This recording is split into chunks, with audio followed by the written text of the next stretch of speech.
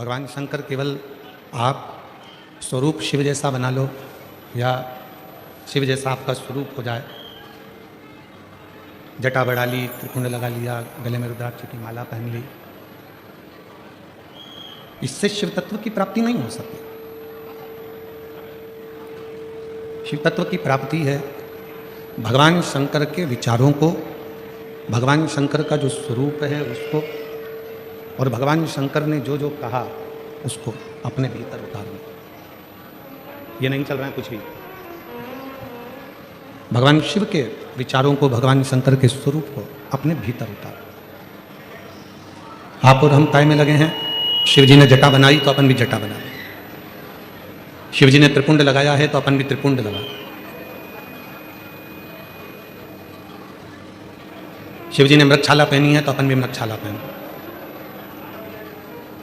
नहीं, शिव महापुराण की कथा कहती है कि शंकर के जो स्वरूप दिख रहा है उस स्वरूप को अपना बनाने से पहले शंकर भगवान के जो विचार हैं, शिव जी ने अपने मस्तक पर गंगा रख रखी है, अपने मस्तक पर गंगा है। क्यों रखी है? कि जितना हो सकता है बुद्धि की भी शीतलता हो, मन की भी शीतलता।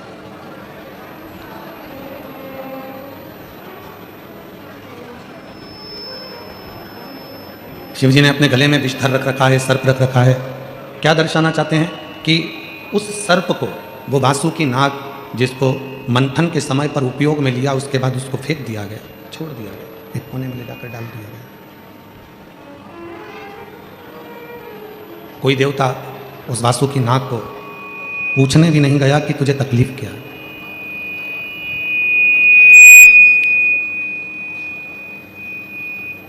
कोई देवता उसके पास में जाकर नहीं पूछा कि तुझे कष्ट क्या है, कि तुझे तकलीफ क्या है, क्यों तुझे तकलीफ है, क्या दिक्कत। तब माँ पार्वती जी के कहने पर भगवान शंकर ओघरदानी त्रिकालदर्शी कैलाशी अविनाशी शिव उसके पास में गए।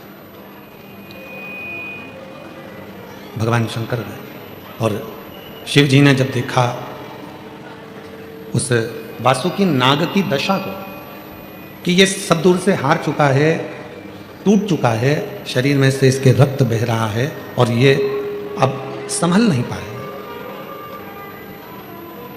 अब संभल नहीं सकता है। तब भगवान देवाधिदेव महादेव ने, भगवान शंकर ने उस वासुकी नाग को अपने गले में धारण कर लिया, अपने गले में पहन लिया, गले के। शिव महापुराण की कथा कहती है, भगवान शंकर का चरित्र कहता है, शिव तत्व कहता है, शिव महापुराण की कथा कहती है। जो दुनिया में हर जगह से टूट चुका है, जिसको लोगों ने ठोकर मार दी, धक्के दे दिए, अपशब्द कह दिया, ताने दे दिए, आड़ा टेढ़ा कह दिया, जो दुनिया में बहुत बहुत टूट चुका है, उसे कोई नहीं अपनाएगा। अगर अपनाएगा तो केवल मेरा देवाधिदेव महादेव ही अपनाएगा, मेरा शंकर अपनाएगा, मेरा शिव अपनाएगा। उसके सिवाय कोई उसको अपना नहीं सकता।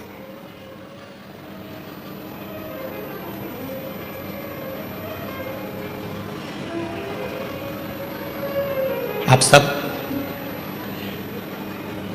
भगवान श्री श्याम नरेश जी की कथा का स्मरण करते हैं,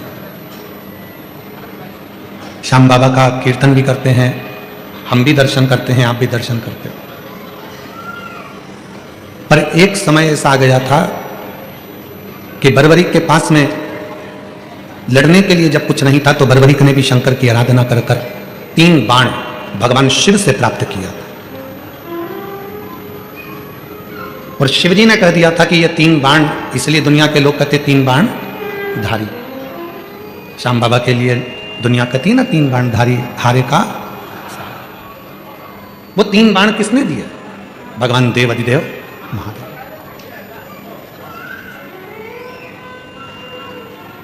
शिव ने ये दर्शाया, शिव ने ये बताया कि दुनिया में कोई हार चुका है, थक चुका है, ठोकरें खा चुका है, और वो सारी दुनिया में जब वो हर जगह से हार जाता है, ठोकर खा लेता है, फिर वो जब शिव की शरण में आता है, शंकर की शरण में आता है, तो वो खाली नहीं जाता, शिव उसको स्वीकार कर लेते हैं, शंकर उसको स्वीकार करते हैं। ऐसा कोई देवता, 33 कोटि देवताओं में कोई ऐसा देवता बता दो जिसको मेरे देवाधिदेव महादेव ने कुछ ना दिया।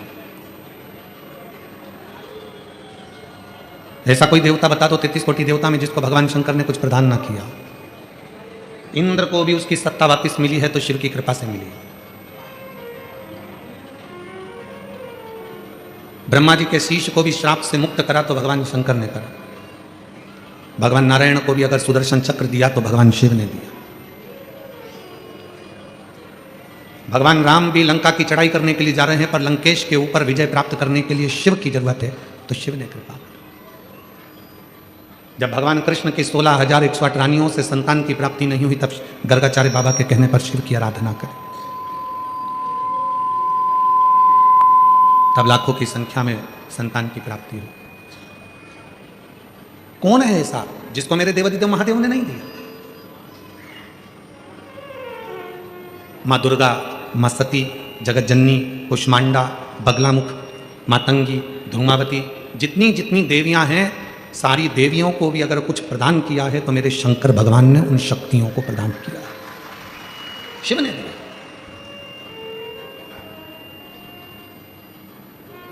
वो किसी को हारा हुआ नहीं देख सकता, वो किसी को टूटा हुआ नहीं देख सकता। और मेरी जीजियों, मेरे जीजाओं, मेरी बेटियों, बेटाओं, मेरे बुजुर्ग माँ बाप, याद रखना बहुत ज़्यादा संख्या में आप लोग आए हो। आज इतना ट्रैफिक है इस रास्ते पर कि हमको भी आने में लगभग पौन घंटे के करीब में हो गया यहाँ तक पहुँचने। आप लोग सोचते हो कि गुरुजी हमेशा साउंड वाले को चिल्लाते हैं। दुख होता है जो धूप में बैठे हैं उनको देखकर कि वो लोग 4-4 घंटे पहले से इंतजार करते हैं कथा का। एक जैसी धूप में अपने अपने बच्चों को लेकर, बुजुर्गों को लेकर बैठे रहे। एक एक व्यवस्थाओं पर ध्यान देना पड़ता है। और इसीलिए आप लोगों से कहा था कि जितने लोग पानी अंदर बांटते हैं उनसे हाथ जोड़कर निवेदन है कि जो धूप में बैठे हैं उनको पानी दीजिए, इनको पानी की जरूरत नहीं है।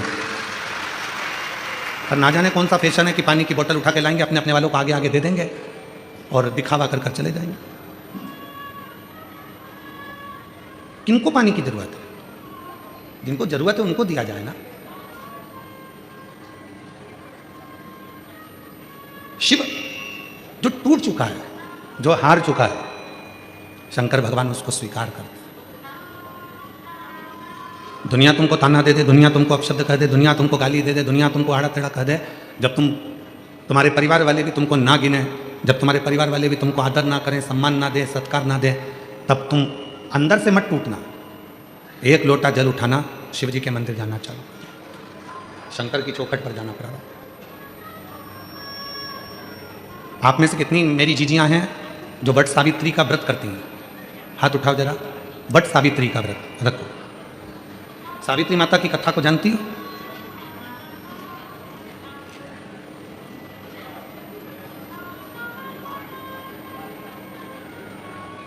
मां सावित्री के पिताजी माद्र देश के राजा अश्वपति थे। माद्र देश के राजा अश्वपति की बेटी थी मां सावित्री। और राजा अश्वपति शिव की भक्ति बहुत करते थे।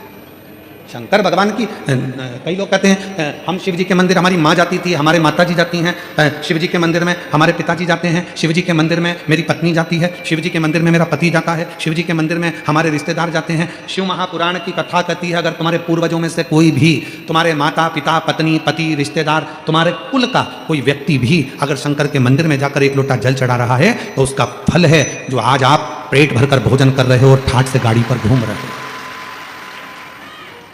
ये उसका फल है।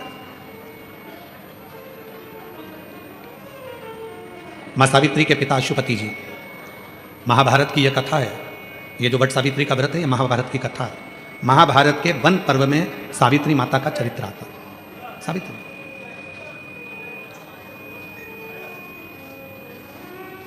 अश्वपति शिव के उपासक, शंकर की आराधना का इन्होंने एक नियम बना रखा। तो हमने पहले भी कथा में कहा, फिर कहते हैं शिव की आराधना का कोई एक नियम अपनी जिंदगी में जरूर बनाओ।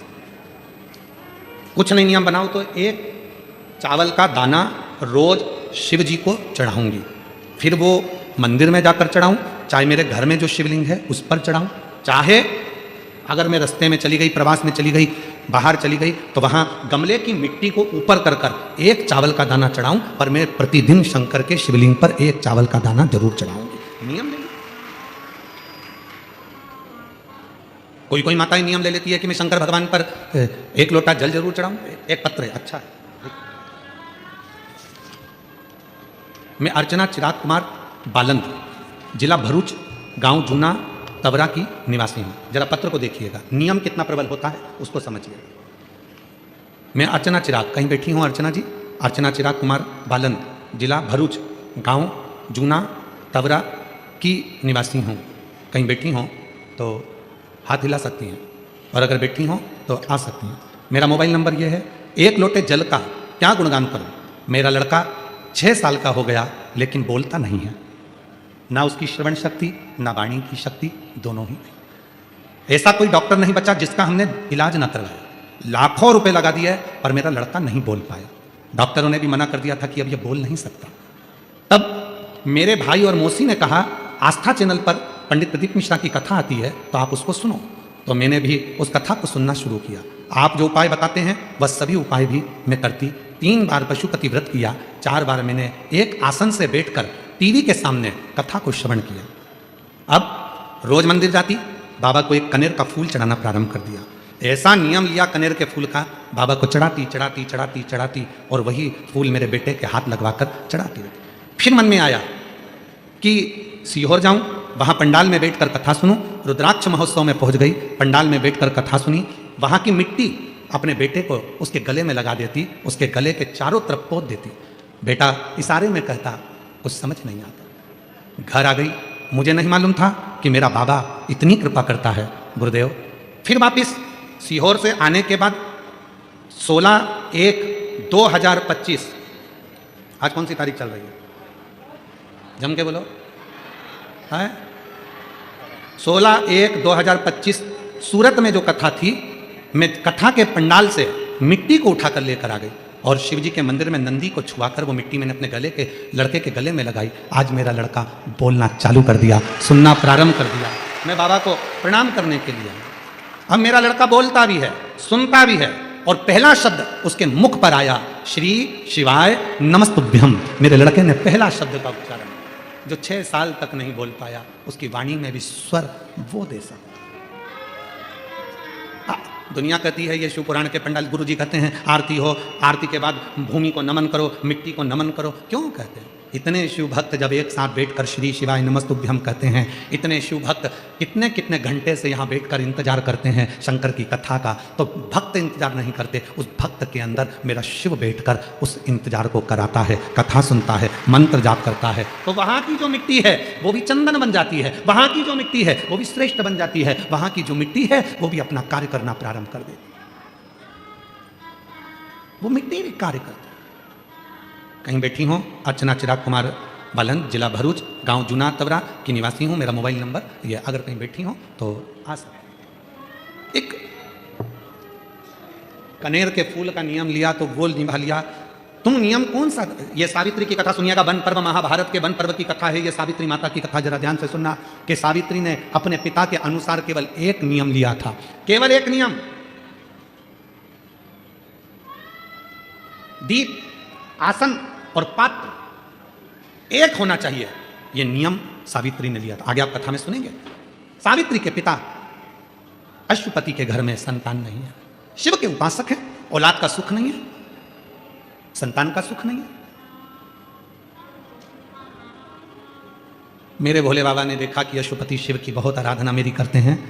पार्वती मैया हमेशा कहती है वो अश्वपति आपकी इतनी आराधना करता है, एक बार जाकर उसको वर क्यों नहीं दे देते, आप उससे वर क्यों ना देते हैं। मेरी जीजियों, मेरे जीजाओं, मेरी बेटियों, बेटाओं, मेरे बुजुर्ग माँ बाप, शिव देने में थोड़ी देरी कर सकते हैं पर देता इतना है कि बटोरा भी नहीं जाता, छप्पर फाड़ कर देता है मेरे, छप्पर फाड़ कर।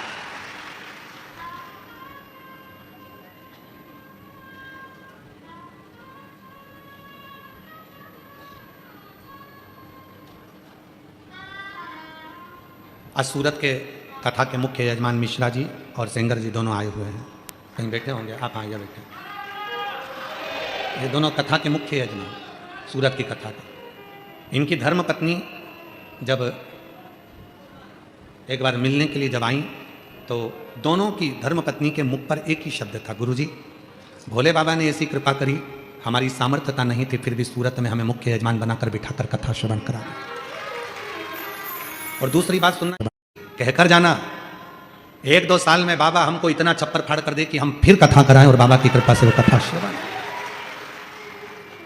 बेटे प्रसन्नता चेहरे पर होना चाहिए। हम यहाँ के जो जजमान हैं बड़ौदा के चंद्रपाल जी, उनको भी धन्यवाद, उनके भी चेहरे पर इतनी प्रसन्नता जैसे कोई तिजोरी का माल मिल गया। जजमान पर चंद्रपाल, कहाँ बेटे चंद्रपाल जी? हाँ हो बेटे, साधु था आपको। हाँ? इतनी प्रसन्नता।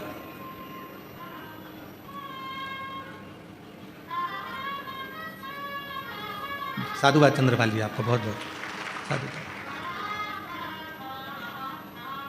और जितने यहाँ कथा के पंडाल में बैठे हैं, ग्राउंड में बैठे हैं, आस्था चैनल पर सुन रहे हैं, फेसबुक यूट्यूब पर कथा सुन रहे हैं, सोशल मीडिया पर कथा सुन रहे हैं, मेरे भोले बाबा एक ना एक दिन आप पर भी इतनी कृपा करेगा कि आप भी एक दिन जजमान बनकर बैठेंगे, ये निश्चित है। देवता देते हैं पल्ला झाड़ कर, और मेरा कुबरेश्वर बाबा देता है छप्पर फाड़ कर। वो कम, थोड़ा समय लगेगा।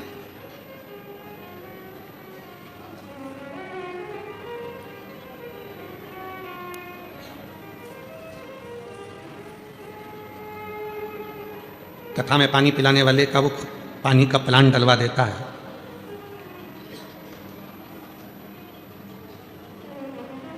अगर मौका लगेगा तो हम एक बालक से आपको मिलवाएंगे व्यासपीठ पर, आज नहीं तो किसी कथा में।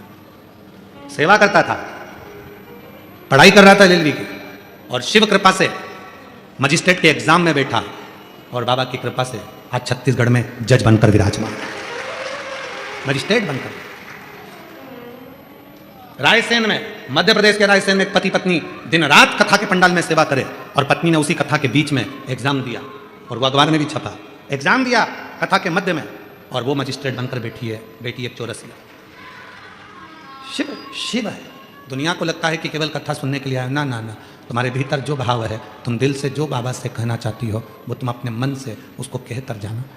कहकर जाओगी, वो सुनेगा, श्रवण करेगा, सुनता है। बस याद रखना, जिससे भी बात करना है उसका नंबर सही लगाना। पति को फोन लगाओ और मालूम पड़े नंबर गलत है, तो फोन बिमलेश को लगना था, लग जाएगा कमलेश को। बोलो सही है कि गलत है? नंबर सही लगना चाहिए। कई बार जल्दीबाजी में हमारा नंबर गड़बड़ हो जाता है, और हम कहते हैं कौन मौसी बोल रही हो, मौसी की जगह कहीं दूसरी कोई उठा ले और कहते कौन मौसी, आज तो लगा दिया, आगे से फोन मत लगाना, रॉन्ग नंबर। नंबर सही लगेगा तो निश्चित है कि मौसी ही फोन उठाएगी, नंबर सही लगेगा तो मौसा ही फोन उठाएगा, नंबर गलत लगेगा तो रॉन्ग नंबर कोई भी उठाएगा, चिल्लाएगा और फोन काट देगा। उसी तरह शिव महापुराण की कथा में जितनी देर बैठो उतनी देर नंबर सही लगाना। शंकर का नंबर सही लगाओगे तुम मिल जाओगे, नंबर सही लगा आ जाओ। और वो नंबर शिव को पाने का वो नंबर, ये जीवन जब तक है तब तक शिव की कृपा पर बनी रहे, शंकर की करुणा बनी रहे, शिव की दया बनी रहे, शिव कृपा बनी रहे, शंकर की करुणा बनी रहे। अश्वपति, राजा अश्वपति एक नियम धारण करा। अश्वपति ने एक नियम धारण करा, एक पात्र का नियम। आप कौन सा नियम अपनी जिंदगी में उतार रहे हो, यह आपके ऊपर निर्भर करता है। आप कौन सा नियम अपने जीवन में उतार रहे हो, यह आपके ऊपर निर्भर करता है, यह आपके ऊपर निर्भर करता है। मेरी जीजियों, मेरे जीजाओं, मेरी बेटियों, मेरे बेटाओं, मेरी माताओं, मेरे बुजुर्ग, याद रखना, एक नियम अपनी जिंदगी में उतार कर रखो। मंदिर में जाने का भी अगर कोई नियम नहीं है तुम्हारा, तो मंदिर के शिखर अपनी खिड़की में से ही दर्शन करने का नियम बना लो, वो भी आपको फल देगा। मान लो कभी कभी आप मंदिर नहीं जा पाए, कहीं बाहर चले गए, कहीं कोई कार्य में चले गए, तो आप मंदिर ना जा पाए, तो नियम ऐसा बना लो कि मैं रोज 24 घंटे में से कभी एक क्षण के लिए अपनी छत पर, अपनी खिड़की में से मेरे घर के बाहर जो शंकर का शिवलिंग है, शंकर का जो मंदिर है, शंकर की जो मंदिर है, शंकर का जो शिवलिंग है, शिव का जो मंदिर है, उस मंदिर के शिखर का दर्शन करूंगा। ये भी नियम है। अश्वपति ने एक नियम बनाया, अश्वपति ने नियम बनाया, शंकर भगवान के एक पात्र से जल समर्पित करने का एक नियम धारण कर लिया, पात्र से जल चढ़ाने का नियम ले लिया, पात्र से जल समर्पित करने का नियम। अब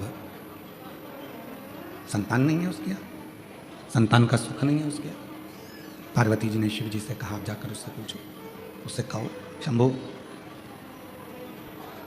आप जाकर उससे कहो उसके यहाँ संतान का सुख नहीं है, आप जाकर एक बार तो देखो। शिव जी ने कहा ठीक है, शंकर भगवान देते हैं पर परीक्षा थोड़ी लेते हैं। क्यों? शिव जी को मालूम है कि इसके बाद अगर मैंने जब इसका हाथ पकड़ लिया तो फिर इसको डूबने नहीं दूंगा। दुनिया मुझे भूल जाए पर मैं उसको नहीं भूलता जो एक लोटा जल मेरे मंदिर में आकर चढ़ा, उसको नहीं भूलता मैं।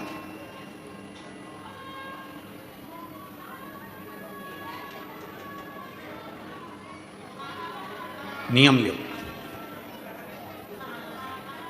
और अश्वपति ने नियम ले लिया, अश्वपति